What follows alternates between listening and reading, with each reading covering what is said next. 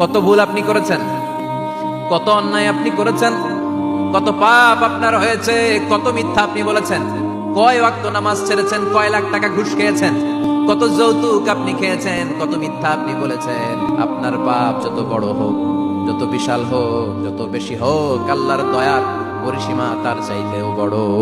আপনার পাপ, আপনার অন্যায়, আপনার জুলুমগুলো যদি হয় খালের পানির সমান, বিলের পানির সমান, আল্লাহর দয়া সাগরের পানির সমান। আপনার পাপ যদি হয় সাগরের পানির সমান, আল্লাহর দয়া মহাসাগরের পানির সমান। আপনার পাপ আর অন্যায় যদি হয় পাহাড়ের সমান, আল্লাহর দয়া আকাশের সমান। আপনার পাপ যদি হয় আকাশের সমান, আল্লাহর দয়া আরশের সমান।